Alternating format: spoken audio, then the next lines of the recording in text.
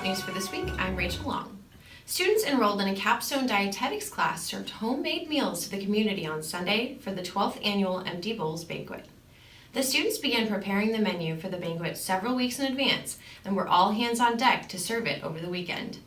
The Empty Bowls banquet raises money for the Salvation Army to help fight hunger one bowl at a time. While creating and serving the meal was part of the course curriculum, many students said they enjoyed the feeling of giving back to the community.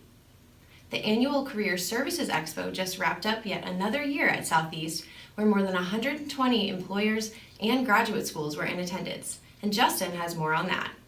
The Spring 2018 Career Expo was in full effect on March 1st. Here's host Dan Preston to tell you all about it. It's been fantastic. This is one of the larger events that we've ever hosted. We've got 133 employers registered. And I haven't taken a student count recently, but there's been a lot of students that have come through here today, so I'm pretty excited about it. You think more this year than last year? It's always tough because different industries recruit in different semesters. And so like the fall semester, there's a lot of other industries. In the spring semester, there's a lot of school districts. So it just kind of depends. We do a lot. We send out invites to our vendors, the employers. We do LinkedIn marketing specifically for employers. Then with students, we try to do as many emails and postcards and mailers in student mailboxes on campus, anything in order to get people interested. And how many students do you think land jobs because of this event? You know what? Actually, a lot more. And a lot of times students don't always tell us about it. Last Career Expo, we found out that one company had hired 2 students from the Fall Career Expo, 2 December graduates. So that's pretty good if one company leaves here hiring 2 CMO grads. Members of Greek Life hosted their annual blood drive last week in partnership with the American Red Cross. Now we'll go to Caitlin Mary for more on that.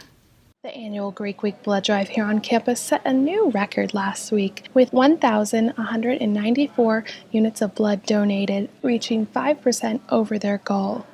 Michelle Johnson, the donor recruitment representative with the Red Cross, said the increased staff and volunteers really helps the donation process go quickly. We can't do it without the volunteers. Number one, they're recruiting for us, they're coming to donate, and then they're volunteering. So they're giving a lot of their time and of themselves, actually, to help make this drive happen. Over the 4 days of the blood drive, volunteers racked up a collective total of 910 volunteer hours. For the Arrow News Network, I'm Caitlin Mary Skaggs. President Donald Trump recently released his new budget plan. Kyle has more insight on how that will affect students and universities. President Trump recently released a new budget plan for the upcoming year with a lot of cuts coming in social programs, including Medicaid, Social Security Disability, and the Community Development Block Grant Program. The biggest news coming with the budget plan is for students. Undergraduate students will be able to have their loans forgiven in 15 years instead of 20, and graduate students can be forgiven in 30 years. Also, the subsidized loan will be eliminated with the new budget plan. Other parts of the budget are putting $200 billion into infrastructure over the next 10 years and over $300 million in charter and private school tuition assistance for families. To find out more information, visit southeastarrow.com. For the Arrow News Network, I'm Kyle Bornerman. That's all for this week, but as always, be sure to check out the Southeast Arrow in print, online, and in our mobile app in the App Store and on Google Play. With the Arrow News Network, I'm Rachel Long.